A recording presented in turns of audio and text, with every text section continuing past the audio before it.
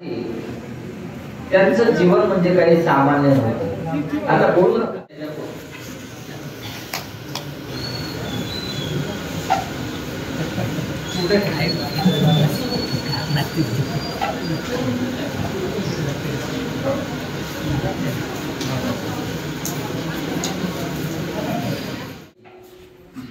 आणि सर्व ग्रामस्थांच्या वतीने ही प्रवचनाची सेवा माझ्या वाट्याला आलेली आहे.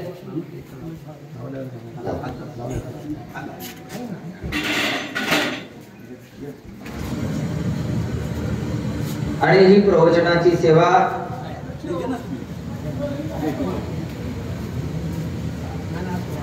राम हरे हरे हरे कृष्ण कृष्ण कृष्ण हरे हरे हरे राम राम राम हरे कृष्ण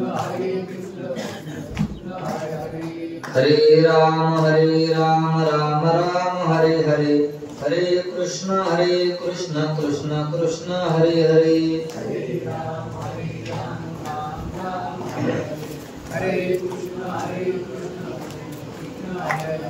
हरे राम राम राम हरे हरे हरे कृष्ण कृष्ण कृष्ण हरे हरे हरे राम राम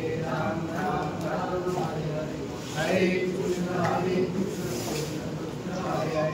हरे राम राम राम हरे हरे हरे कृष्ण कृष्ण कृष्ण हरे हरे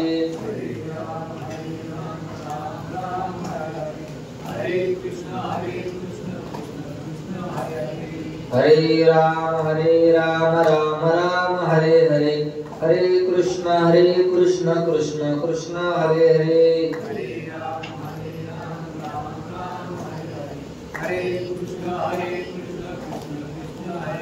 पुंडलिक वरदारी विठ्ठल श्री ज्ञानदेव तुकाराम पंढरीनाथ भगवान की जय. माऊली ज्ञानेश्वर महाराज की जय. जगद्गुरु श्री तुकाराम महाराज की जय. स्वानंद सुख निवासी सद्गुरु जोग महाराज की जय. बजरंगबली हनुमान की जय. विपाये जरी आठवला चित्ता तरी दे आपुली योग्यता. हे असो तया ते प्रशंसिता लाभू आधी. पांडुरंगा करू प्रथम नमन दुसरे चरणा संतांचिया. त्यांच्या कृपादाने कथेचा विस्तारू बाबाजी सद्गुरु दास तुका. काय माझी वाणी मानेल संतासी रंगवू चित्तासी आपुलिया. कलावज्ञ जीवोद्धरार्थावतारम कलांकांक तेजोधिकामोदी वक्त्रम. खलानीश वादापमोदार दक्षम समाधिस्थ मूर्तिं भजे ज्ञानदेवम. हे सारस्वताचे गोड तुम्हीच लावली जी झाड.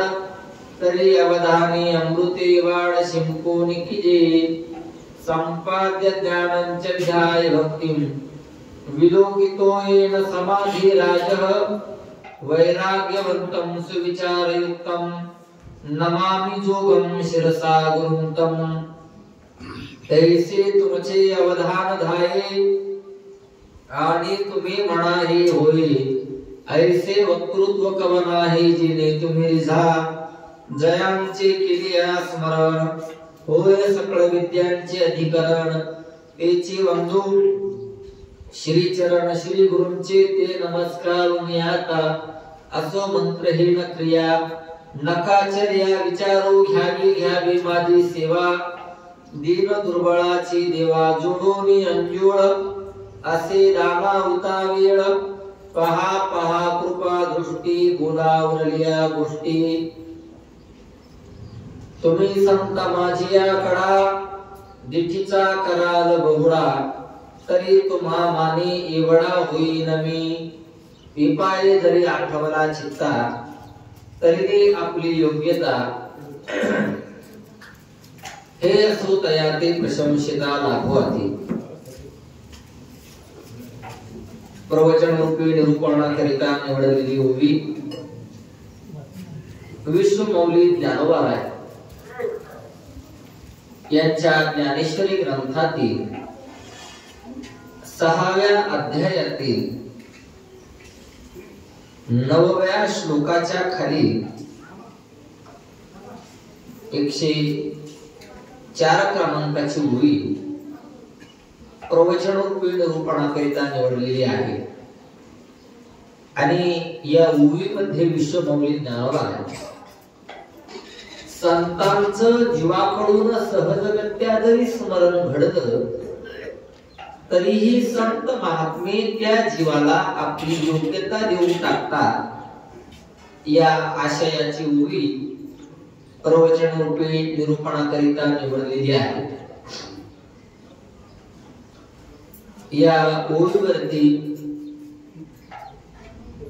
अधिक काही निरूपण करण्यापूर्वी थोडासा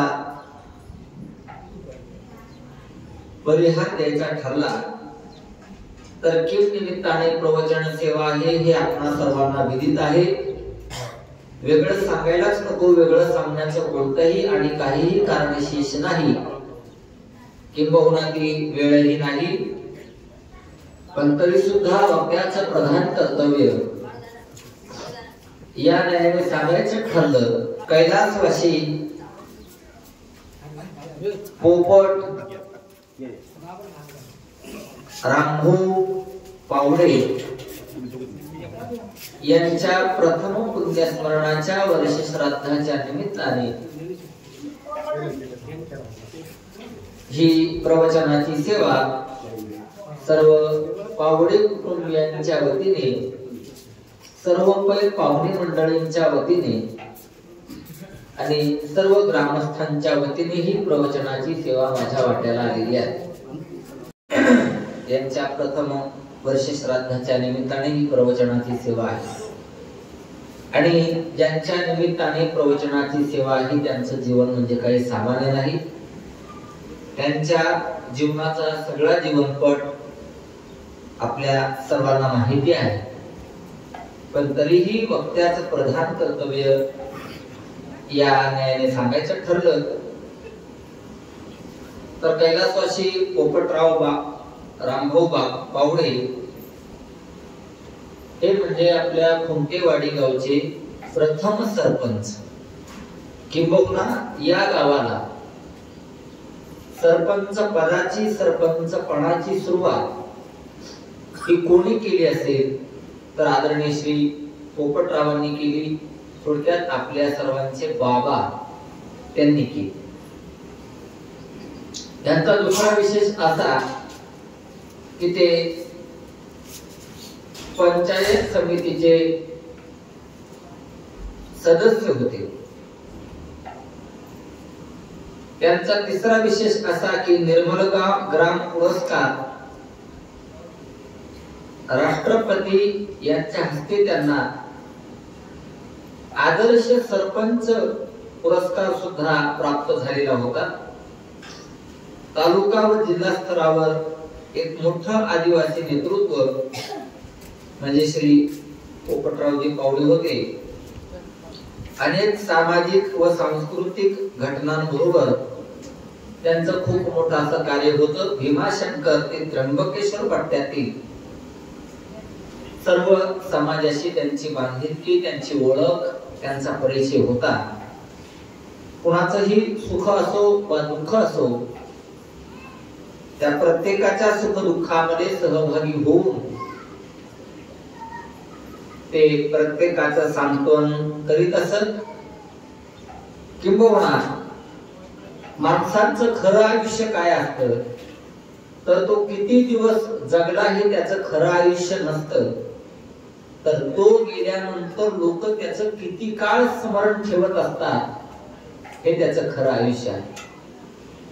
आणि खऱ्या अर्थानं ते व्यक्तिमत्व कसं होतं अगदी एक साधं अनुमान। मला इथे येऊन तास दीड तास झाला, काही मंडळींशी बोलणंही घडलं, किती लांबून लांबून मंडळी आज खऱ्या अर्थानं त्यांच्या पुण्यस्मरणाच्या निमित्तानं आलेली आहेत। यावरून त्यांचं आयुष्यमान, त्यांचा स्वभाव, त्यांचं वागणं, त्यांचं बोलणं हे निश्चितच कळू शकतं का भूमीचे मार्दव सांगी कुंभाची लवलव नाना आचार गौरव सुकुलीनाचे. ज्ञानेश्वर महाराज सांगतात की शेतकरी किती जातीवंत आणि खानदानी आहे हे त्याच्या शेतात जाऊन पाहण्याची आवश्यकता नाही, प्रत्येक पीक तपासून पाहण्याची आवश्यकता नाही. बांधावर जरी उभं राहिलं तरी शेतकरी किती जाणता आहे, शेतकरी किती हुशार आहे आणि तो त्याच्या शेतीमध्ये किती कष्ट करतो याचा अनुमान सामान्यपणाने कोण्याही माणसाला बांधता येईल. आणि खऱ्या अर्थानं स्वतः तर ते देशभक्त होतेच. भक्त म्हणजे काय, कपाळाला गंध लावला, गळ्यात माळ घातली किंवा पांढरा पोशाख घातला म्हणजे भक्त असतो असं काही नाही. भक्तांचे प्रकार सांगितलेले, काही हरिभक्त असतात, काही देशभक्त असतात, काही पितृभक्त असतात, काही मातृभक्त असतात. भक्तांचे सुद्धा प्रकार सांगितले. तसं आदरणीय आमचे पोपटराव रामभाऊ वागळे हे देशभक्त होते आणि नुसते देशभक्त नव्हते तर स्वतःच्याही मुलाला देशाच्या सेवेमध्ये त्यांनी रुजू केलं, त्यांच्या मुलाला सुद्धा त्यांनी देशभक्त केलं. आमचे आदरणीय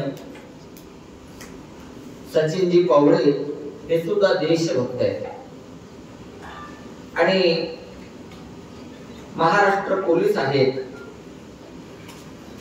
आणि खऱ्या अर्थानं आता सर्व महाराष्ट्र, थोडस माफी मागून सांगतो, सर्व महाराष्ट्र पोलिसांना शिव्या देते, सर्व महाराष्ट्र. पण सगळ्या भारतातल्या लोकांना याची कल्पना नाही की ते पोलीस रात्रभर जागे असतात म्हणून आपली रात्रभर झोप सुखानं होते. नाहीतर देशातले पोलीस, देशातली आर्मी जर बाजूला केली तर आपला बांगलादेश याला एकही मिनिट लागणार नाही, एकही मिनिट. म्हणून खऱ्या अर्थानं जेवढा आम्ही सांप्रदायिक काम करतो, जेवढा आमच्या प्रवचन कीर्तनाला प्राधान्य आहे, खऱ्या अर्थानं तेवढंच पोलिसांच्या सेवेला, तेवढं त्यांच्या ड्युटीला, तेवढं त्यांच्या निष्ठेला प्राधान्य आहे. आता आम्ही पाहतो, आता माऊलींचा समाधी सोहळा होता. समाधी सोहळ्यामध्ये ते बिचारे रात्र रात्र पोलीस जागे, कडाक्याची थंडी. आता 10 वाजले, 10:30 वाजले तरीही आपण उन्हात बसून प्रवचन ऐकतो. ते बिचारे माऊलींच्या समाधी सोहळ्यात एवढ्या कडाक्याच्या थंडीत रात्र रात्र ड्युटी करत होते. काही झालं की आणा पोलीस बंदोबस्त, काही झालं की आणा बंदोबस्त, काही झालं की आणा बंदोबस्त, काही झालं की आणा पोलीस. आपल्याला दुःखाच्या वेळेला पोलीस आठवतात, त्यांचं समर्पण आपल्याला आठवत नाही. पण आपण माणसं अशी आहोत की कोण्याही व्यक्तीचे 99 गुण बघत नाही, एक दोष बघायचा आणि त्याच्या नावाने खापत करून मोकळं व्हायचं, इतकी आपण सामान्य विचाराची महाराष्ट्रातली माणसं आहोत. हे दुर्दैव का? त्यांना जीवन नाही का? अरे प्रत्येकाचं व्यक्तिगत जीवन असतं ना, प्रत्येकाची पर्सनल लाईफ असते ना. ते माणूस नाहीत का? माणूस म्हणून त्यांना जगण्याचा अधिकार नाही का? प्रत्येकाला आहे. आपण काहीही करायचं, कसंही वागायचं आणि एखाद्याचा दोष बघून त्याला नाव ठेवून मोकळं व्हायचं, अशा आपण सामान्य विचाराचे माणसं. पण खऱ्या अर्थानं आज बरेचसे पोलीस बांधव सुद्धा, आमच्या सचिनरावांची मित्रमंडळी सुद्धा उपस्थित आहेत, त्यांना सुद्धा मी वंदन करतो. आणि या सेवेसाठी ज्यांनी अत्यंत आटपास केला ते आदरणीय आमचे सचिनरावजी थोरकाटे साहेब. त्यांची माऊलीच्या मंदिरात बराच काळ ड्युटी होती आणि मीही माऊलींच्या मंदिरात 4 वर्ष राहायला होतो. आमची तिथे मैत्री झाली आणि त्याच्यानंतर आमच्या सचिनरावांची आणि याही सचिनरावांची दोघांची भेट झाली आणि त्यांनी सांगितलं आणि प्रवचनाची सेवा माझ्या वाट्याला आली. आणि खऱ्या अर्थानं आता त्या परिवाराला काय दुःख झालं असेल, गावाला दुःख काय झालं असेल, त्या दुःखावरती भाष्य करणं सोपं आहे. ते दुःख रडून सांगणंही सोपं आहे. पण ते दुःख काय आहे याची कल्पना आपण करू शकत नाही. जावे त्याच्या वंशात तेव्हा कळेल, त्या परिवाराला त्या दुःखाची कल्पना आहे. आणि खऱ्या अर्थानं हे आजचं जे पुण्यस्मरण आहे हे काही सामान्यांचं पुण्यस्मरण आहे.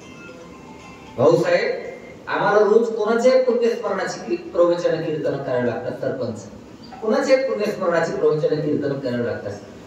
पण आज आम्ही ज्यांच्या निमित्ताने प्रवचन करत आहोत, मला वाटते ते सार्थ व्यक्तिमत्व होत. आणि त्या सार्थ व्यक्तिमत्वाच्या निमित्ताने प्रवचन आज आहे. नाहीतर एरवी कोणाच्याही वर्ष श्राद्धाला, कोणाचे ज्याने आयुष्यभर लोकांचं वाटोळं केलं त्याच्याही पुण्यस्मरणाला आमचं प्रवचन असतं. ज्याने आयुष्यभर लोकांना सुखाने भाकर खाऊ दिली नाही त्यांच्याही प्रवचनाला, त्यांच्याही वर्ष श्राद्धाला, त्यांच्याही पुण्यस्मरणाला आमचं प्रवचन असतं. आता आमचा सुद्धा नाविलाज असतो, आम्हाला करावं लागतं, समजून घ्या. पण खऱ्या अर्थानं हे आजचं जे पुण्यस्मरण आहे हे सार्थ पुण्यस्मरण. आणि त्यांचा सर्व परिवार अतिशय दुःखी आहे आणि दुःख होण्यासारखंच आहे. आणि खऱ्या अर्थानं सगळ्यात मोठं दुःख झालं कोणाला असेल तर ते त्यांच्या पत्नीला. का? मालक केले, बाईचं जीवन संपलं. तुळशी रामायण सांगतं, देह बिन जीय नदी बिनु बारी, तैसी अनाथ पुरुष बिन नारी. श्रीराम प्रभू वनवासाला जातात आणि श्रीराम प्रभू वनवासाला जात असताना वनवास हा एकट्या रामाला सांगितला होता, बाकी कोणालाही वनवास नव्हता. पण श्रीराम प्रभूंना सीता मातेने आग्रह केला की मालक मला सुद्धा वनवासाला यायचंय. त्यावेळेला सीतेला सांगितलं, अगं नको, तू वनवासाला येऊ नकोस, तू फार मोठ्या बापाची मुलगी आहेस. तिथे वनवासामध्ये सुख नाही, सुविधा नाही, कोणत्याही प्रकारचं तिथे व्यवस्था नाही, तू वनवासाला नको येऊस. त्यावेळेला सीतेच्या मुखातले उद्गार आहेत, महाराज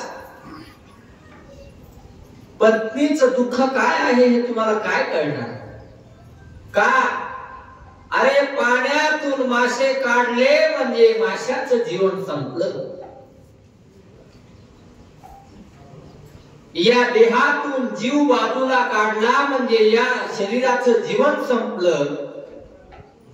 तसं पत्नीच्या जीवनातले मालक गेले म्हणजे त्या बिचारीचं जीवन संपलं. देह बिन जीय नदी बिनु बारी, तैसी अनाथ पुरुष बिन नारी.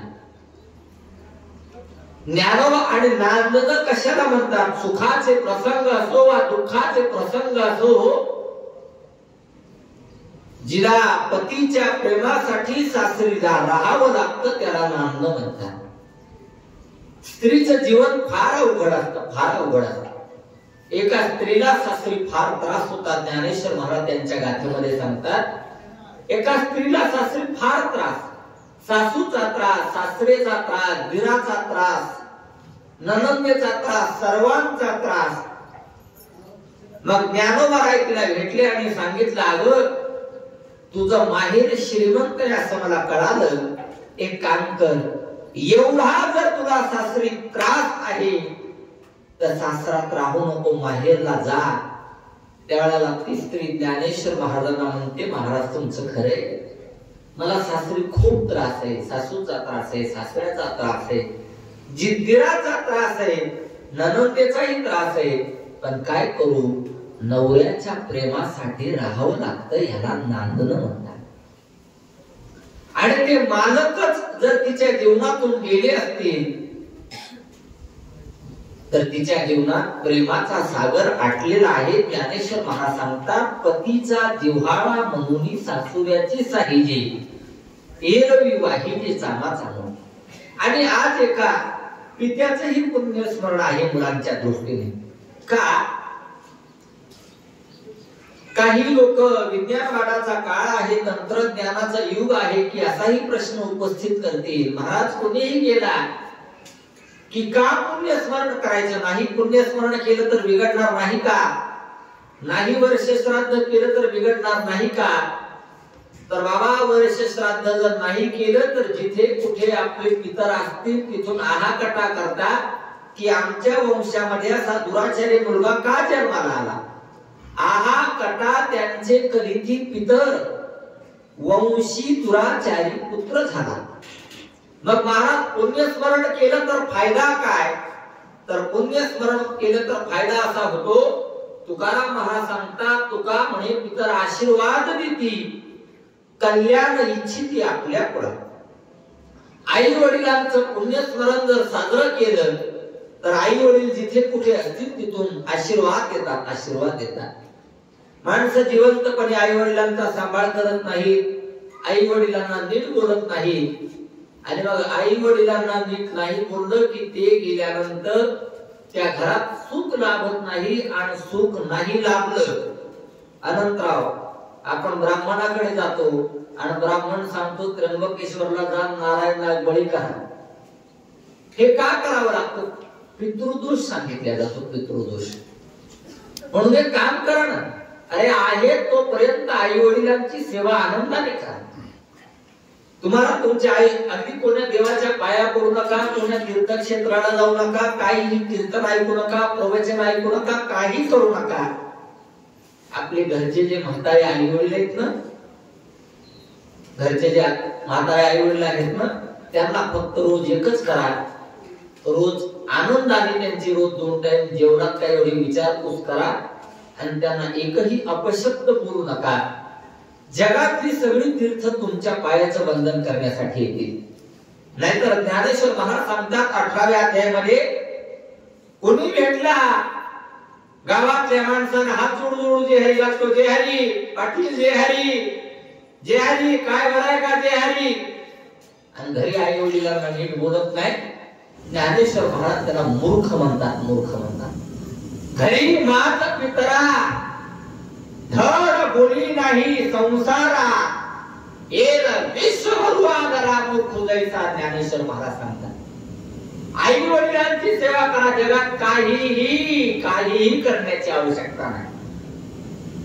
आणि हे आम्ही तुम्हाला सांगतो असं काही नाही, आमचं सुद्धा ते कर्तव्य आहे, ते आम्ही सुद्धा पार पाडलं पाहिजे. नाही तर लोकांसाठी ब्रह्मज्ञान, स्वतः कोरडे पाषाण असं नाही.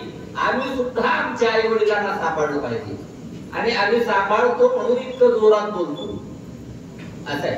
मग महाराज आई वडील गेल्यानंतर मृत्यू लोकात अन्नदान का करायचं, असाही बरेच लोक प्रश्न निर्माण करतील. तर त्याचं असं उत्तर आहे, या मृत्यू लोकात आई वडील गेल्यानंतर त्यांच्या वर्षश्राद्धाला, त्यांच्या पुण्यस्मरणाला अन्नदान केलं, अगदी सर्वांना जेवू घातलं की इथे माणसं जेवले तरी स्वर्गात इतर जेवलेल्याचं पुण्य प्राप्त होतं. जनाबाई महाराजांचा अभंग आहे, वडिलांची पुण्यतिथी स्वर्गी पितर जेवण. आणि आई वडिलांच्या सेवेची ताकद सामान्य नाही. तुम्ही जगात सर्व करा आणि आई वडिलांची सेवा करू नका, काही अर्थ नाही त्याला. आणि जगात काहीच करू नका, फक्त आई वडिलांची सेवा करा, त्या सेवेचं फळ सामान्य नाही. आणि बऱ्याच कवींनी, बऱ्याच साहित्यिकांनी जिथे कुठे वर्णन केलं असेल तिथे आईचं तोंड भरून कौतुक केलेले. प्रत्येकाने आईचंच कौतुक केलेले. मग आईचंच कौतुक केलेलं आहे म्हणजे बापाचे कष्ट नाहीत का? तर बापाचे कष्ट मुलासाठी सामान्य नाही.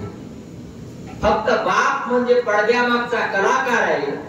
आईला तिचं दुःख रडून व्यक्त करता येतं, पण बापाला रडून दुःख व्यक्त करता येत नाही. तुकाराम महाराज सांगतात, बापाचे कष्ट किती आहेत मुलासाठी. बाप करी जोडी लेकुराची ओढी,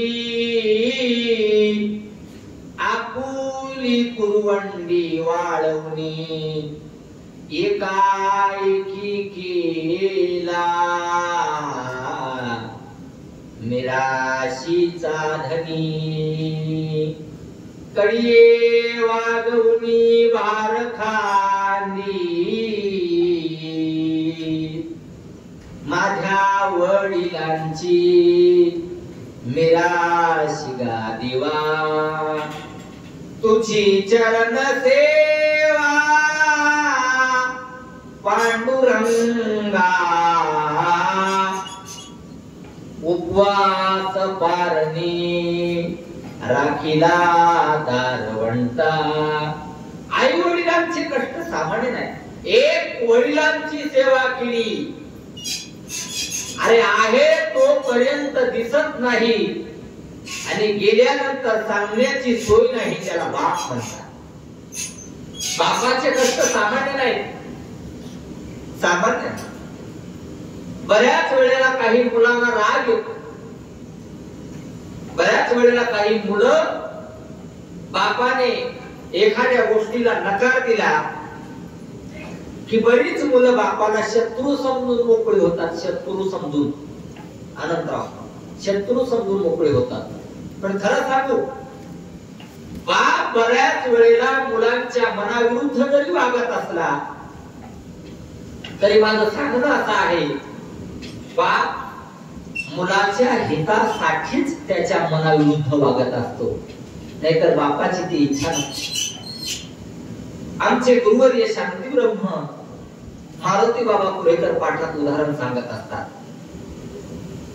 मुलगा 22-23 वर्षाचा झाला, काही काम करत नव्हता, गावात फिरायचा, जेवायची वेळ झाली की घरी यायचा आणि पुन्हा जेवण झाला की डोंगरात वगैरे कुठं तरी जायचा, झाडं वगैरे पाहायचा, तिथं जाऊन तो रील्स काढायचा आणि ती रील्स इंस्टाग्रामला फेसबुकला टाकायची. किती जणांना पाहिली हे पाहणं एवढं त्याचं काम, दुसरं काहीच काम नाही.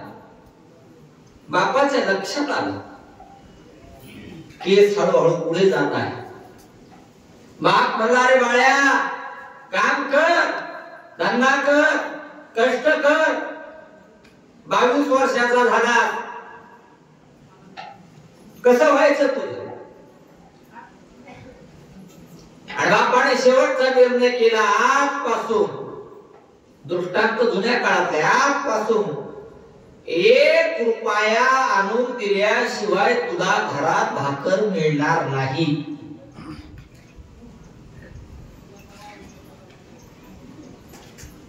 मुलगा नाराज झाला, रडायला लागला आणि वडील बाहेर निघून गेले आणि तेवढ्यात आईने मुलांचं सांत्वन सुरू केले. आई म्हणली, काळजी करू नको, मी तुला रोज 1 रुपया देत जाईल. बऱ्याच वेळेला मुलं बिघडण्यासाठी आई जबाबदार असते. तुम्ही नाराज झालात तरी चालेल, पण स्पष्ट सांगा का ते गुन्हे पत्रात घालत असतात. काळजी करू नको बाळ्या, मी तुला रोज 1 रुपया देत जाईल. गावात फिरत जा, रोज 12 वाजता येत जा, भूक लागली की बापाला रुपया देत जा आणि जेवत जा. आणि पूर्वीच्या काळात रुपयाला किंमत होती. हा गावात फिरायचा यायचा, गावात फिरायचा यायचा, बापाच्या हातावरती रुपया ठेवायचा आणि त्याने बापाच्या हातावरती रुपया ठेवला की बाप रुपया चुलीत फेकायचा आणि जा जेव. असं करता करता 6 महिने गेले. आता शेवटी ती आईच, तिच्याजवळ किती पैसे असणार? मालकाच्याच खिशातले काढलेले त्या बिचारी जवळ पैसे संपले, तिचे पैसे संपले. का? तिचं जीवन पराधीन, पैसे संपले. तिने सांगितलं, बाळ्या उद्यापासून तू तुझं पहा, आता माझ्या जवळचे पैसे संपले. बरं, हा ईद खाऊ, याला कष्टाची सवय नाही, काय करायचं हा प्रश्न पडला. 12 वाजले, 1 वाजला, भूक लागली. का जरी झाला संन्यासी तरी माध्यान्नाशी तोंडवाशी. कुणी जरी असला तरी त्याला 12 वाजता भूक लागतेच. भूक लागली, 1 वाजला, पोटात कावळे ओरडायला लागले. मित्रांना पैसे मागितले, अरे रुपया द्या, रुपया द्या. ते म्हणले, अरे नाही देता येणार रुपया. का? रुपया म्हणजे तुला साधा वाटतो काय? दिवसभर कष्ट करावे लागतात, त्यावेळेला 5 रुपये मिळतात, तर तुला रुपया कसा द्यायचा? शेवटी खूप जणांना रुपया मागितला, रुपया दिला नाही. शेवटी वैतागून घराच्या दिशेने निघाला. घर शेतात होतं, वाटेत एक जण भेटला. एक जण लाकूड तोडत होता, बाबूळ तोडत होता. त्याला सांगितलं, काका 1 रुपया देता का? त्या लाकूड तोड्याला सांगितलं, अरे दिवसभर लाकूड तोडल्यानंतर मला 10 रुपये मिळतात आणि तुला 1 रुपया कसा काय द्यायचा? तो म्हणला, 1 रुपया मी देईन तुला, पण काय 5 वाजेपर्यंत मला लाकडं तोडू ना, नंतर मी तुला रुपया देईन. कष्टाची सवय नव्हती, कुऱ्हाड घेतली हातात, लाकडं तोडायला लागला आणि सगळ्यात वाईट शस्त्र, सगळ्यात वाईट, मुद्दाम शस्त्र शब्द प्रयोग करतो, सगळ्यात वाईट शस्त्र ते म्हणजे कुऱ्हाड. सगळ्यात वाईट का? केवढाही हिंद केसरी असू द्या, त्याचे अर्धा तास हातात द्या, नाही फोडा आले तर माझं नाव तर रणजित ठेवू नका तुम्ही. केवढा पैलवान आहे, त्याने कुऱ्हाडीचं काम प्रचंड अवघड आहे. त्याने कुऱ्हाड घेतली, लाकडं तोडले, हाताला फोड आले, ते फोड फुटले. 5 वाजले, त्याने लाकूड तेवढ्याने 1 रुपया दिला, त्याला रुपया सुद्धा घेता येत नव्हता. हात थर थर थर थर थर थर थर कापत होता.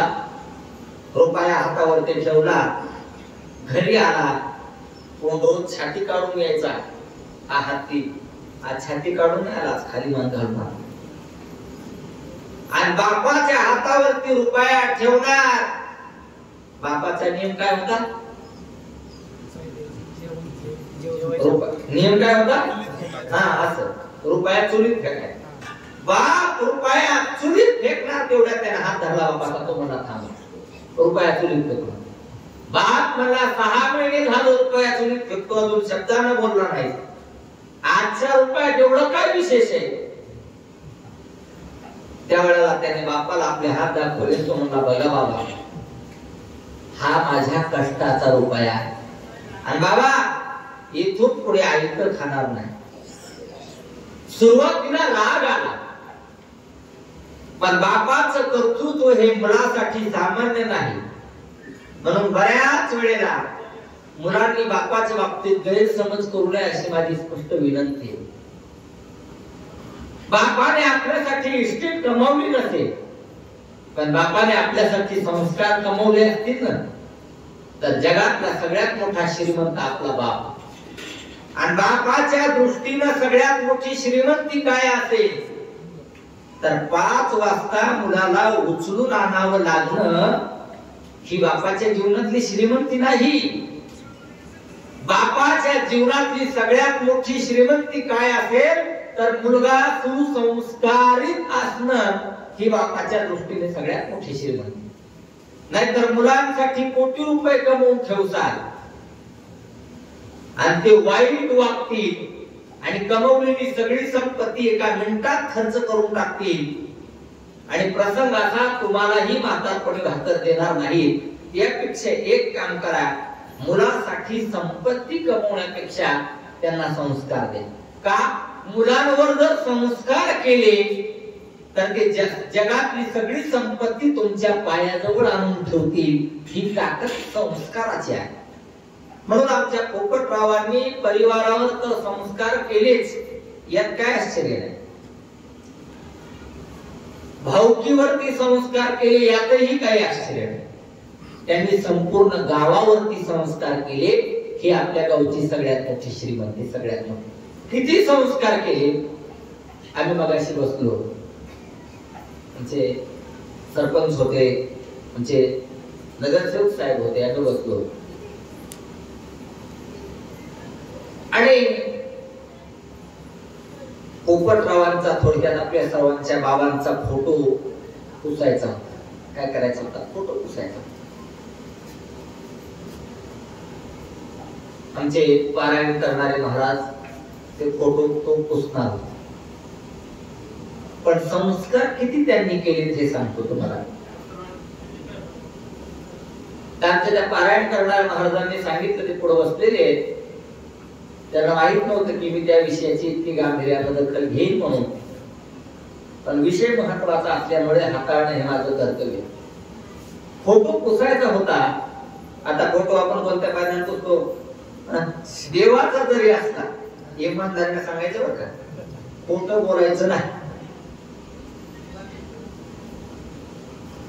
कशाने पुसतो साहेब? पाण्याने. कोणत्या पाण्याने पुसतो? गार पाण्याने का गरम पाण्याने? खोटं बोलायचं नाही. कोणत्या पाण्याने पुसतो? कोणत्या पाण्याने? गार पाण्याने. ते मला म्हणले, म्हणजे घरातल्या ताईंना म्हणले, ताई गरम पाणी करून द्या. का? अहो कशाला गरम पाणी? बाबांचा फोटो पुसायचा आहे. का? थंडीचे दिवस आहे, त्यांना गार नाही लागलं पाहिजे म्हणून गरम पाण्याने बसायचं. ही त्यांनी संस्काराची शिदोरी ते केले, ते जाऊन वर्ष झालं त्यांना, पण अजूनही ते संस्काराच्या आणि विचाराच्या माध्यमातून अजूनही आपल्यात ते उपस्थित आहे. म्हणून ते गेले कसं बनते नाही बनणार. म्हणून संस्काराची श्रीमंती त्यांनी आपल्या गावासाठी उपलब्ध करून दिलेली आहे. म्हणून आज एका महान व्यक्तिमत्वाच्या निमित्ताने हे प्रवचन आहे, त्यांच्या पुण्यस्मरणाच्या निमित्ताने हे प्रवचन आहे. म्हणून मी बोललो हे प्रवचन सार्थ आहे, सार्थ आहे. नाही तर त्याने काही खायचं काही प्यायचं, आम्ही पैशासाठी प्रवचन करायचं एवढाच विषय आहे. पण आजचं प्रवचन हे सार्थ प्रवचन आहे का एका ऋषी तुल्य व्यक्तिमत्वाच्या वर्ष श्राद्धाच्या पुण्यस्मरणाच्या निमित्ताने हे प्रवचन आहे. आणि आजची तिथी ही कॅलेंडर मध्ये होतीच, कार्तिक वद्य चतुर्दशी ही होतीच, पण ती तिथी पुण्यवान नव्हती. पोपटरावांनी जाऊन ती तिथी पुण्यवान केली म्हणून आज त्यांची पुण्यतिथी आहे. आज त्यांचं पुण्यस्मरण आहे. आणि पुण्यस्मरण कोणाचंही केलं जात नाही, कोणाचंही केलं जात नाही. अरे ज्याचं स्मरण केल्याने पुण्य प्राप्त होतं त्याचं पुण्यस्मरण असतं, कोणाचंही पुण्यस्मरण असतं नाही. तर अया गया तू खैर्याचं काय पुण्यस्मरण असतं का? पुण्यस्मरण नसतं. म्हणून आज खऱ्या अर्थानं एका ऋषी तुल्य व्यक्तिमत्वाचं पुण्यस्मरण आहे. आणि तन्निमित्ताने ही प्रवचनाची सेवा माझ्या वाट्याला आलेली आहे. आणि म्हणून प्रवचनासाठी उभी तशीच घेतलेली आहे की संतांचं सहजगत्या जरी स्मरण जीवाकडून घडलं तरी संत महात्मे त्या जीवाला आपली योग्यता, आपलं पद, आपला अधिकार देऊन टाकतात. हा संतांचा महिमा आहे. तसा संतांचा महिमा सामान्य नाही. अनेक अनेक अंगाने संतांच्या महिम्याचं वर्णन केलेलं आहे. संतांच्या नामस्मरणाचा महिमा वेगळा आहे, संतांच्या दृष्टीचा महिमा वेगळा आहे, संतांच्या ग्रंथाचा महिमा वेगळा आहे, संतांच्या भूमिकेत वृक्षाचा महिमा वेगळा आहे, संतांच्या पंथाचा महिमा वेगळा आहे, संतांच्या भूमिकेत वृक्षाचा महिमा वेगळा आहे आणि संतांचा महिमा वेगळा आहे. संतांच्या नामस्मरणाचा काय महिमा वेगळा आहे? अरे बाबा, संतांचं नाव तुम्ही तुमच्या मुखाने जरी घेतलं तरी पुण्य प्राप्त होईल असा संतांच्या नावाचा महिमा आहे. पुण्यवंत व्हावे हेता सज्जनाची नावे, ही झाली संतांच्या नामस्मरणाने होणारी इष्ट प्राप्ती. बर, संतांच्या नामस्मरणाने इष्ट प्राप्तीच होते असं समजण्याचं काही कारण नाही. अनिष्ट निवृत्ती सुद्धा हो. तुका म्हणे पापे जाती संताची या जाते. काही साधनाने इष्ट प्राप्ती होते पण अनिष्ट निवृत्ती होत नाही. काही साधनाने अनिष्ट निवृत्ती होत नाही आणि इष्ट प्राप्ती होत नाही. पण जगाच्या पाठीवरती एकमेव संतांचं स्मरण, संतांचं नाव असं आहे, या संतांच्या नामस्मरणाने इष्ट प्राप्तीही होते आणि अनिष्ट निवृत्ती होते. हा संतांच्या नामस्मरणाचा महिमा आहे. किंवा संतांचं नाव म्हणजे सामान्य ज्ञानदेव, ज्ञानदेव म्हणतात, ज्ञानदेव देतो, हा संतांच्या नावाचा महिमा. संतांच्या नावाचा काय महिमा आहे? ज्ञानदेव म्हणता माया गेली समूळ विलया, हा संतांच्या नावाचा महिमा. संतांच्या नावाचा काय महिमा आहे? तर तुकाराम तुकाराम नाम घेता कापेय, हा संतांच्या नावाचा महिमा. बरं, संतांच्या दृष्टीचा महिमा, संतांच्या दृष्टीचा काय महिमा आहे? तर ज्ञानोबारायांना विचारलं, माऊली ज्ञानेश्वरी सारखा अलौकिक अकाट्य क्रांतदर्शी जगाच्या साहित्याला गवसणी घालणारा ज्ञानेश्वरी सारखा ग्रंथ लिहिला, मग एवढा अभ्यास केला कुठं तुम्ही? कोण्या शाळेमध्ये गेले होते, कोण्या कॉलेजमध्ये गेले होते, कोण्या विद्यापीठात तुम्ही शिकले? नव्हे नव्हे, तुम्ही कोण्या संस्थेत पाठाला बसले होते? त्यावेळेला माऊली सांगतात, अरे शाळा, कॉलेज आणि विद्यापीठाची काय भाषा करता? भाकर खाण्याची सोय नव्हती, मग एवढा ग्रंथ लिहिला कुठून? माऊली सांगतात, माझ्या डोळ्यापुढं इतक्या उंचीची माणसं बसली होती की त्यांनी माझ्याकडे पाहिलं जरी तरी त्यांच्या नजरेतून माझ्या मुखातून ज्ञान प्रसवेल, हा संतांच्या दृष्टीचा महिमा. तुमचे पृथ्वीची ओले सासिन्नले प्रसन्नतेचे मळे, ते चावली देखून लोळे श्राम तुझी मी. आणि ज्ञानेश्वर महाराजांनी मराठी भाषिकांवरती सगळ्यात मोठा केलेला उपकार कोणता असेल तर त्यांनी ज्ञानेश्वरी मराठीतून लिहिली, हा मराठी भाषिकांवरती केलेला सगळ्यात मोठा उपकार. पण अजूनही महाराष्ट्रातल्या लोकांचं दुर्दैव असं आहे की त्यांना ज्ञानेश्वरी मराठीतून आहे अजून याचीच कल्पना नाही. हा बरं, ज्ञानेश्वर महाराजांनी ज्ञानेश्वरी मराठीतून लिहिली हे आश्चर्य नाही. त्यांना 56 भाषा येत असताना मराठीतून लिहिली हे आश्चर्य. अलीकडच्या काळात आचार्य विनोबा भावेंना 16 भाषा येत होते. मौलींना 56 भाषा येत असताना त्यांनी ज्ञानेश्वरी मराठीतून लिहिली. आणि महाराष्ट्राचं दुर्दैव असं आहे, महाराष्ट्रातल्या लोकांची मराठी भाषा शुद्ध नाही, हे महाराष्ट्राचं सगळ्यात मोठं दुर्दैव. महाराष्ट्रातला माणूस 1 तास इंग्रजी शब्दाचा प्रयोग न करता मराठी भाषा बोलू शकत नाही. मराठी भाषा बोलू शकत नव्हे नव्हे महाराष्ट्रातली मराठी शुद्धच राहील. आता आम्ही दौंडला कीर्तनाला जात होतो 2 महिन्यापूर्वी, आणि हे लोणी कंदर ठेवून मागे जात, आणि जात असताना वाटेत एकाने आम्हाला हात केला, गाडीला हात केला, तुम्हाला थांबा. आम्ही थांबवलं तर ओळखच नसल्यामुळे बोलण्याचा काही संबंधच नव्हता, आणि मला अधिक चौकशा करण्याची सवय सुद्धा नाही. खऱ्या अर्थानं ती चांगली सवय पण नाहीच. तो कासुर्डी आली, भाऊसाहेब कासुर्डी, येवच्या पुढे कासुर्डी आली, आणि त्याने गाडी थांबवण्यासाठी तो आम्हाला काय म्हटला, तो म्हटला, महाराज गाडी जरासा खडा करा. तो काय म्हणला, गाडी जरासा खडा करा. मी म्हणलं मराठी मला चांगली येते त्यातले वाक्य आहे. बर मी म्हटलं संस्कृत चांगलं शिकलो त्यातले वाक्य नाही. बर मी म्हटलं शाळा जरी कमी झालेली असली तरी कामापुरती इंग्रजी येते त्यातले वाक्य नाही.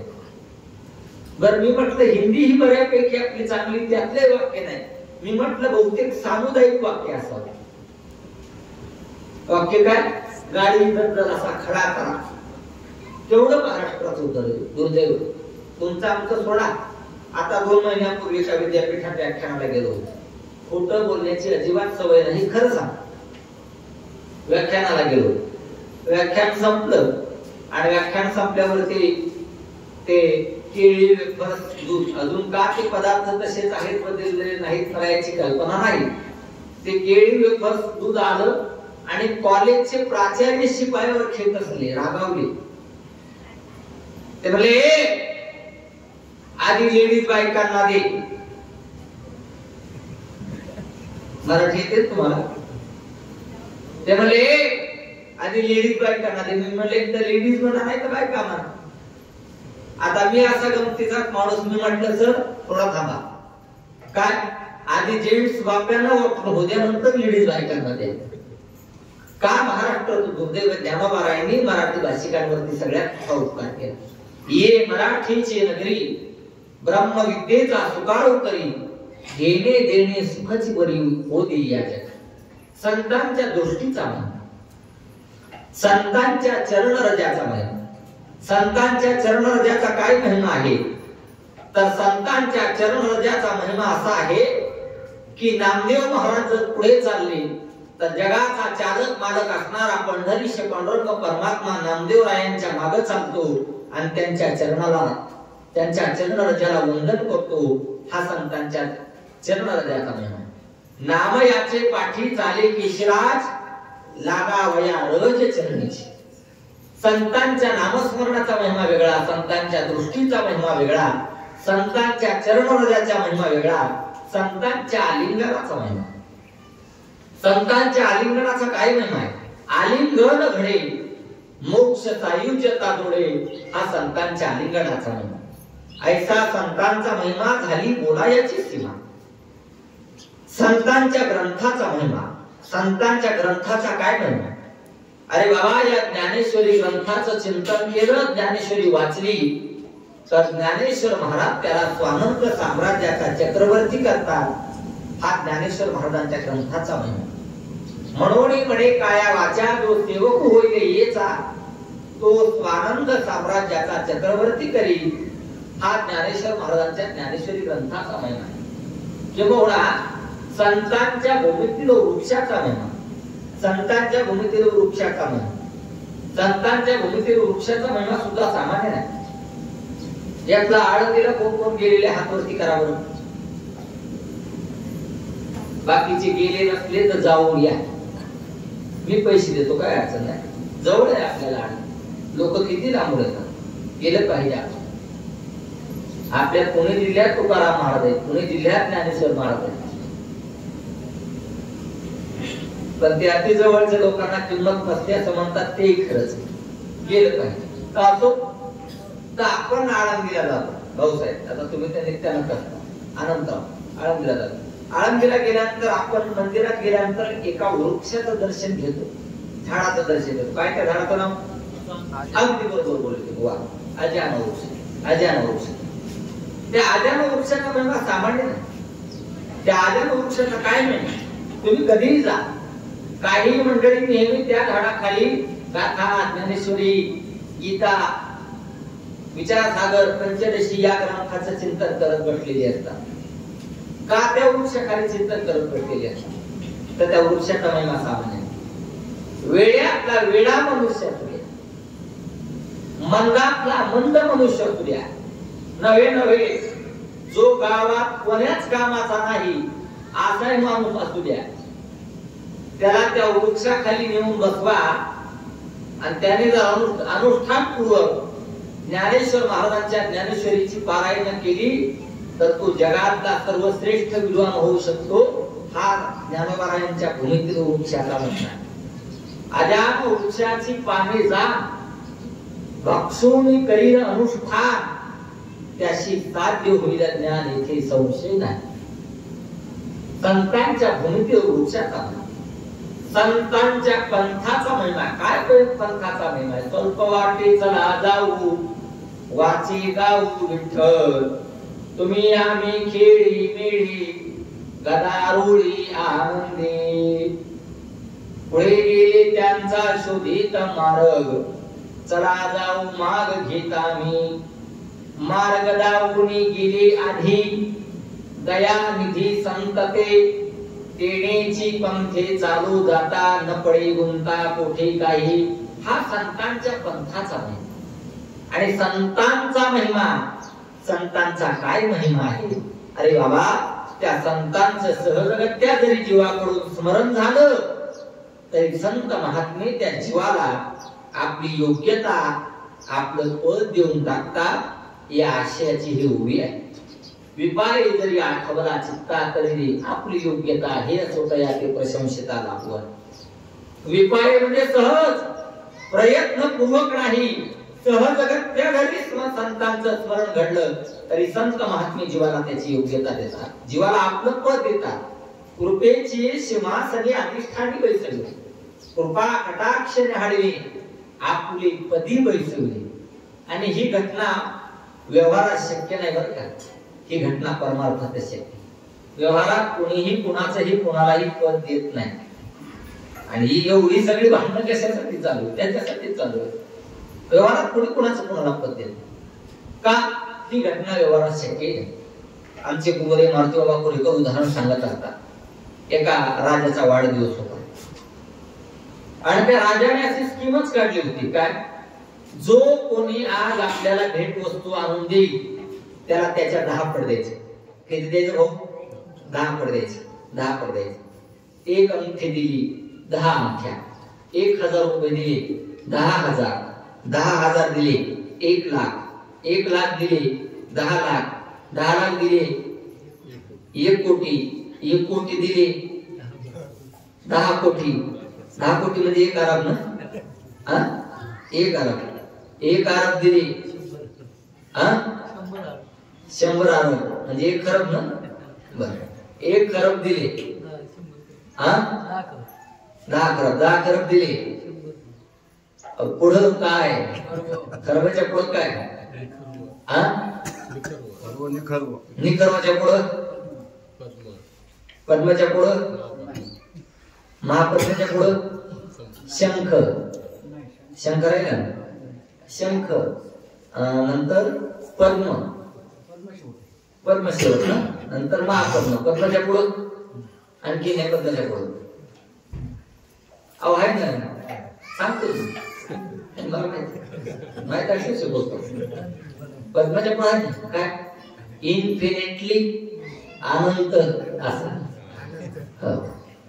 राजाने ठरवलं जो कोणी भेटवस्तू आणून दिली त्याला त्याच्या धारपड द्यायचं. लोक येत होते, भेटवस्तू घेऊन जात होते. कोण कपडे आणत होतं, राजा त्याला 10 द्यायचा. कोण अंगठी आणत होतं, 10 अंगठ्या द्यायचा.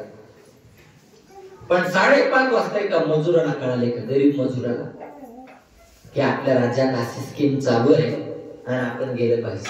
आणि अर्धा तास आपल्या हातात शिल्लक आहे, जास्त वेळ आपल्या हातात शिल्लक नाही. काय करावं हा प्रश्न पडला. शेवटी त्याने आपलं घर विकलं. आता गरीबाच्या घरात काय असणार?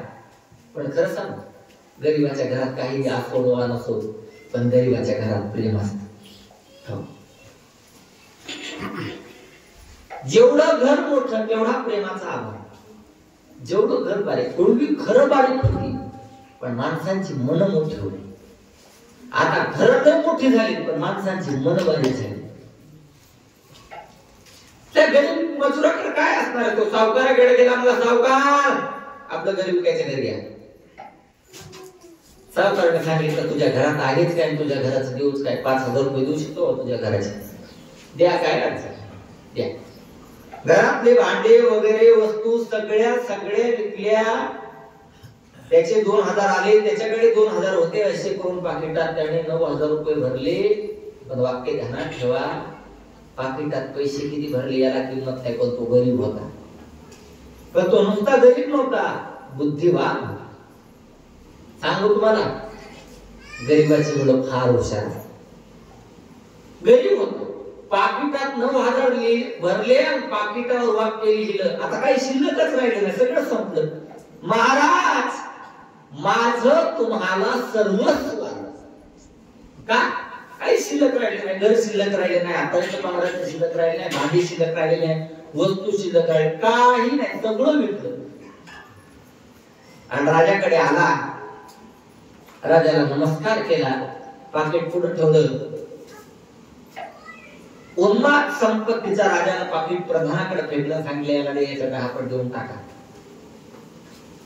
पण कधी प्रधान राजापेक्षा हुशार असतो असं म्हणतात. प्रधान विचारात पडला, काय कर? राजा म्हणला, द्या ना आपण. महाराज देता येत नाही. अरे काय कमी आहे आपल्याला? एवढं मोठं राज्य वय आपलं, सोन्याच्या मुद्रा द्या, हिरे द्या. देता येत नाही महाराज, देता येत नाही. काय झालं? म्हणजे इतकं समजून सांगावं लागते राजाला, प्रधानाला. देता येत नाही, कशाची कमी आहे? महाराज हा गरीब आहे, त्याला पाकिटात किती पैसे भरले यापेक्षा त्यानं पाकिटावरती वाक्य काय लिहिले हे महत्वाचे. महाराज त्याचं वाक्य असं आहे, माझं तुम्हाला सर्वस्व अर्पण. म्हणजे आता याचा अर्थ काय करायचा? याचा अर्थ असा करावा लागेल, महाराज तुम्हाला तुमचं आहे ते राज्य या गरीबाला तर द्यावंच लागेल, यात काही शंका नाही. पण अशी आणखी 9 राज्य संपादन करून तुम्हाला या गरीबाला द्यावी लागतील. ही घटना व्यवहारात शक्य नाही, पण ही घटना परमार्थात शक्य आहे. म्हणून महाराज ज्ञानोबा सांगतात, विपाय म्हणजे सहजगत्या. जरी या जीवाकडून संतांचं स्मरण झालं तर संत महात्मे या जीवाला आपली योग्यता देतात. विपाय जरी आठवला चित्ता तरी ते आपली योग्यता ही असो तया ते प्रशंसिता लाभवती. असो अधिक लांबवण्याचं काहीही कारण नाही. बरीच मंडळी खूप लांबून आलेली, सर्वांना काम आहे, सर्वांना घाई आहे, आम्हालाही लांब जायचंय.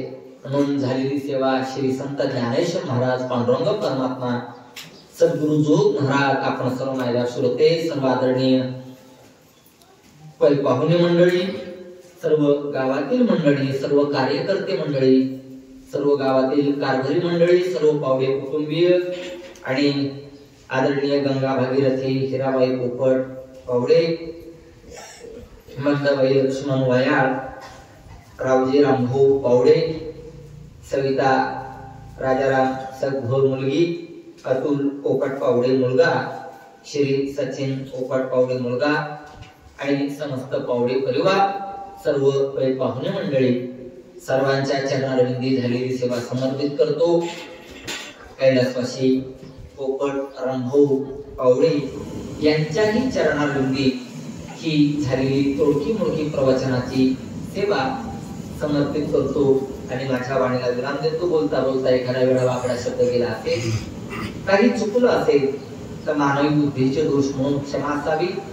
कारण माणसाच्या ठिकाणी अनंत प्रकारचे दोष असतात. रक्ताचे दोष असतात, वस्त्राचे दोष असतात, पाण्याचे दोष असतात, जागेचे दोष असतात. अशा अनेक प्रकारच्या दोषाने माणसाची बुद्धी उत्तम असल्यामुळे ती संयुक्तिक निर्णय देऊ शकत नाही. कारण मी माणूस आहे, संत नाही. म्हणून झालेली सेवा माऊलीच्या चरणी समर्पित करतो आणि वाणीला विराम देतो.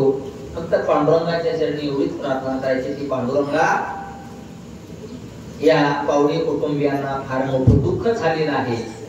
आम्ही त्या दुःखावरती बोलू, आम्ही सांत्वन करू, पण जे झालेलं दुःख आहे त्या दुःखातून त्यांना सावरण्याची शक्ती द्यावी, अशी पांडुरंगाच्या सत्तेतून पांडुरंगाच्या चरणी प्रार्थना करायची. आणि अशा ऋषितुल्य व्यक्तिमत्वाचं स्मरण मात्र आपण वर्षानुवर्ष करावं, दरवर्षी करावं, अशी मी आपल्या चरणी प्रार्थना करतो आणि वाणीला विराम देतो. पुंडरीक वरदा हरी विठ्ठल श्री ज्ञानदेव तुकाराम पंढरीनाथ भगवान की जय. विठ्ठला विठ्ठला विठ्ठला विठ्ठला. पुंडरीक वरदा हरी विठ्ठल श्री ज्ञानदेव तुकाराम मौली ज्ञानेश्वर महाराज की जय. जगद्गुरु श्री तुकाराम महाराज की जय. स्वानंद सुख निवासी सद्गुरु जोग महाराज की जय. या महाराजांपर्यंत 1 वर्ष पूर्ण झालेले.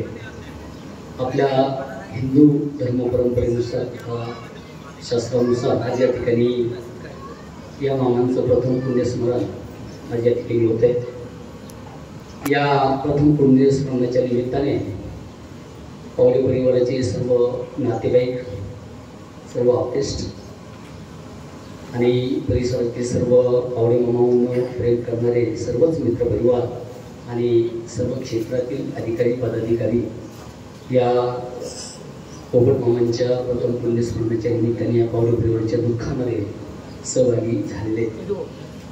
खऱ्या अर्थानं प्रवचन रूपी सेवा हरिभक्तपरायण ज्ञानेश्वर माऊली महाराज करंजीकर यांनी या मामांच्या प्रथम पुण्यस्मरणाच्या निमित्ताने आपलं या ओळीच्या माध्यमातून अतिशय चांगल्या पद्धतीने आपल्या ग्रामीण भागाला भावेल असं या ओळीच्या माध्यमातून त्यांनी आपल्याला विवरण केलेलं आहे. मी पावडे परिवार आणि उपस्थित सर्व मान्यवरांच्या वतीने ज्ञानेश्वर माऊली महाराज करंजकरांचे या ठिकाणी आभार मानतो.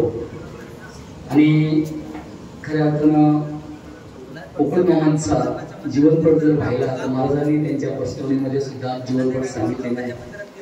पण वैयक्तिक मला भावलेले मामा, मामा हा शब्द पोपट मामा जर म्हणलं तर ते नातेवाईक माझे सोयरे, परंतु सर्वच गाव मामा म्हणायचे म्हणून मी मामा म्हणतो. मला भावलेले मामा किंवा आमचे मेवणे पोपट पावडे 82-84 ची गोष्ट असेल की ह्या गावामध्ये स्वर्गीय भाऊसाहेब हांडेस आहेत. तर त्यांच्या सर्व सहकारातून या ठिकाणी जो काही व्यवसाय असायचा आणि त्या काळी खऱ्या अर्थाने डॉक्टर नसायचे, परंतु पोपट मामा अष्टपैलू व्यक्तिमत्व असं त्यावेळेस आमच्या सोसायटीमध्ये एक शिपायाचं काम करायचे. बाबा ही जाणीवपूर्वक सांगतोय मी की त्यावेळेस ज्या पंजाबवरून गाई वगैरे यायच्या आणि खऱ्या अर्थाने प्रमाणाचा वेटरनरी म्हणजे जनावरांचा जो डॉक्टर असेल तरी आमचे पोपट सोयरे असायचे. आता मी वेटरनरी आहे, मी 92चा आहे. मी जाणीवपूर्वक ही गोष्ट सांगणार की प्रथम या गावामध्ये किंवा ब्राह्मणवाडा मौजे खुंटेवरी आता झालेली आहे बाबा. पहिले ब्राह्मणवाडाच ग्रामपंचायत असायची म्हणून मला हा असा त्यांचा या ठिकाणी जुना इतिहास सांगायचा होता की प्रथम दानवाडे जनावरांचे डॉक्टर जर असतील तर आमचे निर्णय पोपट पावडे. तर नंतर मी 92चा व्हेटरनरी आहे. असं बोलायला गेलं तर मामांबद्दल खूप काय आहे. आणि बाबांनी सांगितलेलं की प्रतिकूल परिस्थितीमध्ये पुढील दृष्टी ठेवून मामांनी आपल्या मुलांना योग्य ते शिक्षण दिलेलं आहे आणि सुसंस्कृतपणा कसा जपावा. बाबांनी जो मगाशी म्हणजे शिंदे बाबा फोटोचं जे हे करायला गेले होते ते जे उदाहरण दिले तर तो सुसंस्कृतपणा त्यांच्या मुलांनी जपलेला आहे. त्यांच्या पश्चात आमच्या भगिनी श्रीमती घराबाई असतील, त्यांची मुलं सचिन अतुल. बाबांनी सांगितलेलं गेलेल्या माणसाबद्दल दुःख असतंच. ज्याचं त्याचं दुःख हे किती आहे त्याचं आपण मोजमाप करू शकत नाही. प्रथम मी या ठिकाणी पुन्हा एकदा करंजकर बाबांचं पावडे परिवार आणि सर्व नातेवाईकांचे आभार मानतो. आणि मी माझ्या हांडे परिवाराच्या वतीने तसेच अकोला तालुका पोलीस पाटील संघटनेच्या वतीने आमचे मेवणे कैलासवासी पोपट पवार यांना या ठिकाणी भावपूर्ण श्रद्धांजली आदरांजली अर्पण करतो आणि थांबतो. यानंतर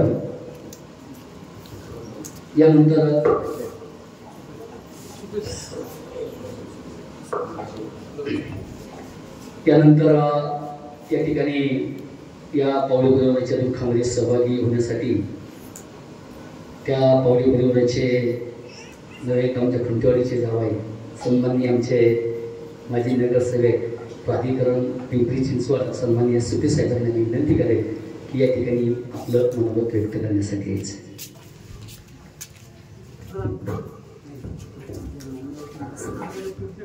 उपस्थित शेवकापूर बंधूंनी बहिणी, आज या ठिकाणी पोपट मामाला जाऊन 1 वर्ष झालेलं आहे. त्यांचा या ठिकाणी पुणे अनुमोदनाचा कार्यक्रम या ठिकाणी आपल्या सर्वांच्या साक्षीने आणि आमच्या परिसरामध्ये आमच्या आळंदी क्षेत्रामध्ये करंजकर महाराज यांची सेवा या ठिकाणी खऱ्या अर्थानं लाभणं हे आमच्यासाठी खूप पुण्याचं काम आहे. कारण ज्या जोग महाराजांच्या धर्मशाळेमध्ये जो प्रथम क्रमांकाचा विद्यार्थी किंवा प्रथम क्रमांकाचे महाराज त्या धर्मशाळेमधून करंजकर महाराजांचं नाव घेतलं जातं आणि त्यांची सेवा आज आपल्या या ठिकाणी आपल्या खुंटे गावामध्ये मिळाली. हे खऱ्या अर्थानं आमचं पावले कुटुंबियांचं खूप मोठं पुण्याचं काम आहे.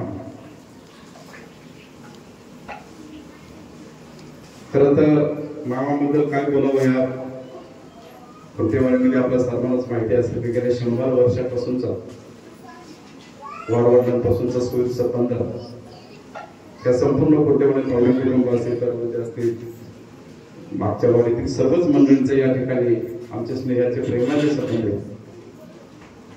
आणि पोपट बाबांच्या बाबतीमध्ये खरं तर जर आमचे मामा असतील पण आदराने आम्ही पोपट मामा त्यांना म्हणतो. प्रत्येक कार्यामध्ये मी ज्या वेळेस या ठिकाणी कुठल्याही कार्यक्रमामध्ये यात्रा असेल, बैलपोळ्याचा उत्सव, पूर्णाचं लग्न कार्य असेल, जेथे कमी तिथं आम्ही अशी या माणसाची प्रवृत्ती. कुठल्याही माणसाचं कार्य काही गोष्टी कमी पडली असतील ते कुणाला न सांगता गाडीवरती जाऊन ते कार्य कसं सिद्धीत जाईल आणि ते कार्य संपवण्यापर्यंत स्वतः जिगरीनं त्या ठिकाणी सर्व मुलांना, कार्यकर्त्यांना, सर्वांना बरोबर घेऊन चालणारा हे व्यक्तिमत्व होतं. लहान मुलापासून तर थोरापर्यंत सगळ्यांनी पोपट बाबा हे प्रत्येकाच्या मनामध्ये नाव. आणि खरं तर त्यांच्या जाण्यानं हा गावचा एक कारभारी गेला असं म्हणायला काही हरकत नाही. गावामध्ये कुठलेही बाहेरचे व्यक्ती आली, प्रतिष्ठित व्यक्ती आली तर पोपट बाबांच्या घरी आल्याशिवाय राहणार नाही. आणि आपल्या सर्वांनाच माहिती आहे घरी कोणी नसलं तर स्वतः मिरचीवरचं पाटा वाटून स्वतः स्वयंपाक करून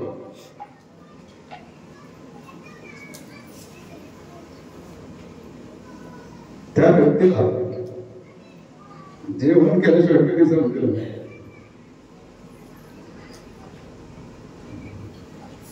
मामाचा स्वभाव कसा होता की प्रत्येकाला तोंडात फक्त बाळा, हे बाळा इकडे ते बोलून तिथे रागवली, परंतु 5 मिनिटांनी परत त्याच्या खांद्यावर हात घेऊन परत त्याला बाळा या शब्दाने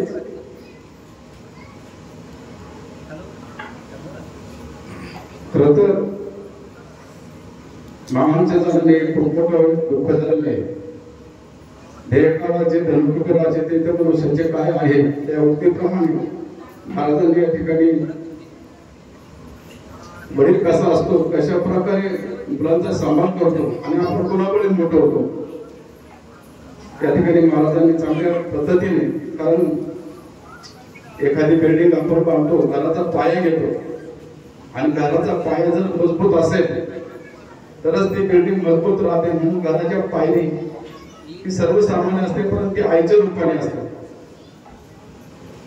म्हणून उंच शिखरावर जाताना आपण आपल्या पायरीचा आणि पायाचा विचार केला पाहिजे. आपली मुलं असतील, मुली असतील, प्रत्येकाने आपल्या आई वडिलांचा संगोपन केलं पाहिजे, त्यांचं नाव नोंदणी कमवलं पाहिजे. आणि त्या पद्धतीने आपण महाराजांच्या विचारांची समोरच राहिलं तर निश्चितच मामांसारखे, मुलांसारखे त्यांचे जीवन आपण जगू शकतो. या ठिकाणी खूप वेळ झालेला, जास्त बोलायला काही मजा नाही, परंतु या ठिकाणी खूप भावनिक बनलेले आमचे सहकारी मित्र शाहीर ठोंबरे महाराज बी या ठिकाणी आलेले आहेत.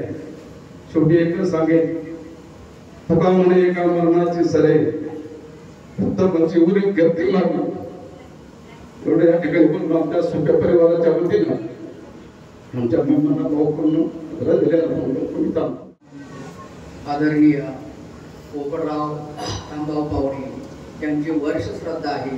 या वर्ष श्रद्धा निमित्त येथे उपस्थित सगळे सोयरे आत्मिष्ट नातेवाईक हे सर्व येथे अत्यंत दुःखित अंतकरणाने उपस्थित राहिलेले आहेत. त्या पाठीमागचं कारण तशाच प्रकारे आहे.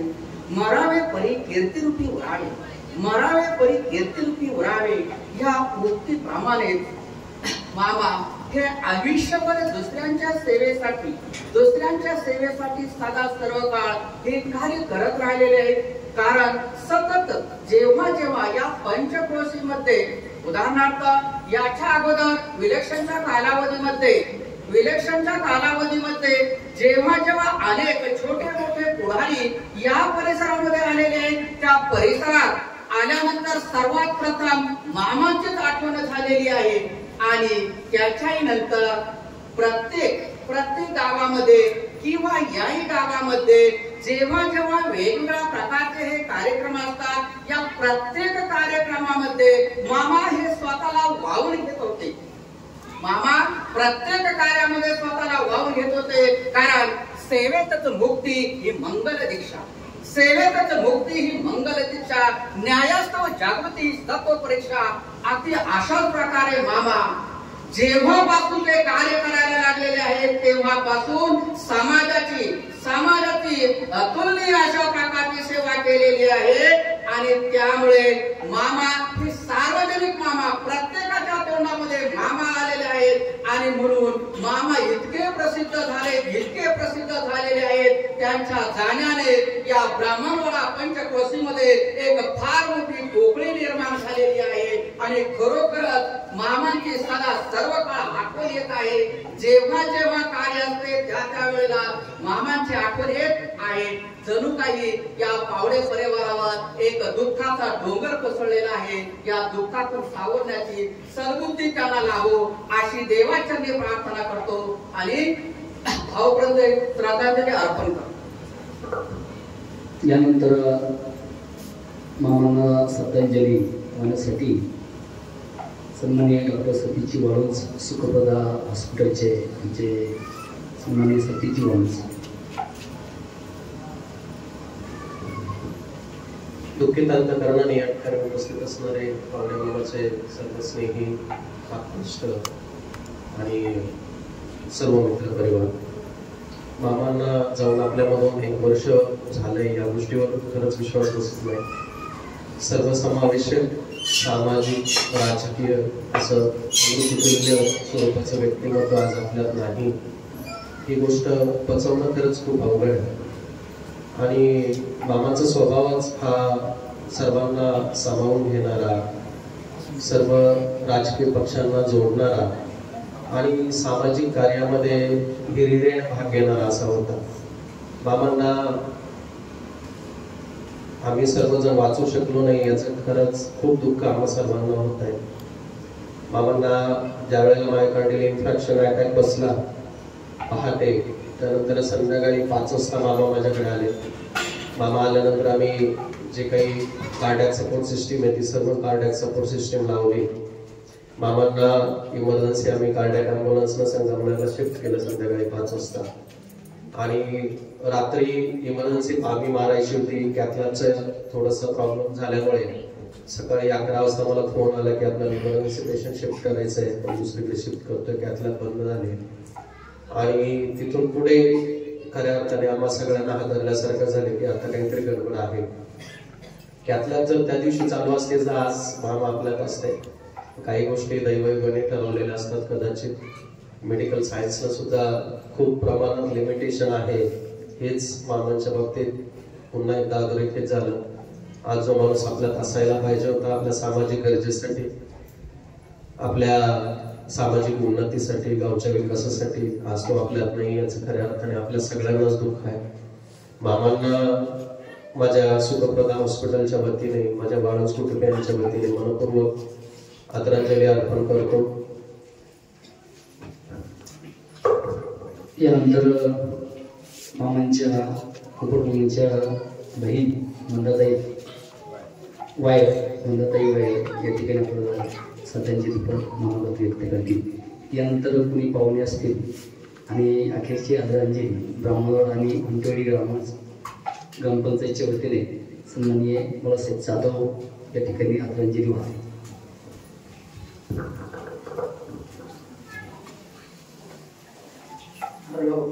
सगळे जमले मंडळी, आज मला ते दुःख झाले. असा भाऊ मला कधीच मिळणार नाही. मी तर बघ सुरू करून दिली त्याला. आता तुला हुशार तू मग अशी भाव येते नाही म्हणून तुम्हाला तर सुरू करून दिली.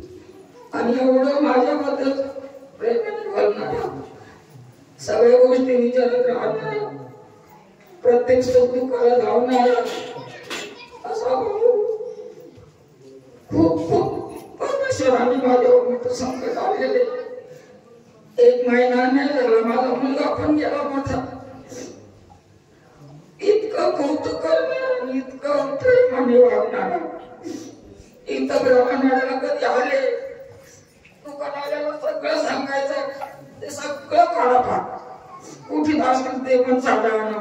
त्या तुला जे आवडेल ती साडी द्या, ती साडी द्या, ते तू घे, तुला कोणती आले बाबा बस ना, नको काढायला लाव, कशाला त्रास देतो ना तुला. नाही एकूण ते एक आहे आमच्या 12 गावांमध्ये, तुम्ही तुला लाडू करून करणार असा भाऊ माझा. खूप धोका दिला परमेश्वराने. माझ्या मुलाला पण नेले, त्याला पडलेलं. खूप वाईट वाटतंय मला. पण आज मला यायची हिंमत नव्हती, तरी पण मी आलेली. मला पण राहता येत नाही. काल यांच्याकडे मी इंजेक्शन घेतले ब्राह्मणवाड्याला. आज कशी तर येईल. पण माझं एवढं दुःख डोंगरासारखं आहे का मला कोणाला सांगता येत नाही. माझ्या वेळेत खूप मोठे आहे. माझ्या दादाला माझ्या भावाला खूप शांती मिळत. परमेश्वरा त्यांनी एवढं जेवढं करता ते त्याला शांती दे, त्याच्या आत्म्याला शांती दे. एवढं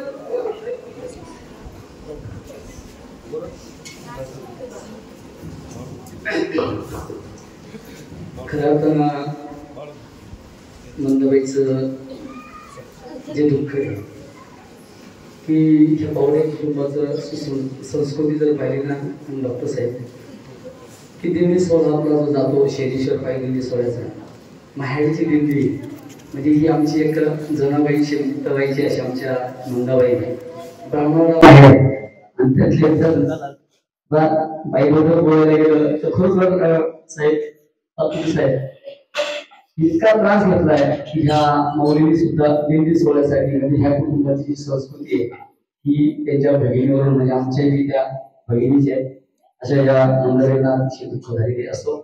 यानंतर कुणी मान्यवर असेल माझे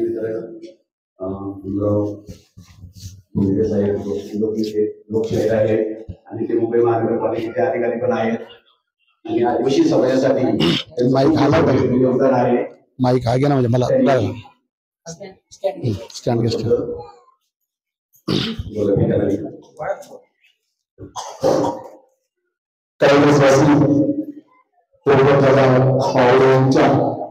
प्रथम पुण्यस्मरण वर्षश्राद्धाच्या निमित्तानं ज्यांची सेवा संपन्न झाली आदरणीय की ज्यांच्या नावामध्येच ज्ञानेश्वर माऊली आहे धर्मधर महाराज आनंदीमध्ये शिकलेले आहात. त्यांच्या हावभावावरून जी ब्रह्म शांती जी आहे तुमच्यामध्ये खऱ्या अर्थाने सांगायला नको ज्ञानाचा सागर आहात तुम्ही या समाजाला तुमच्या संत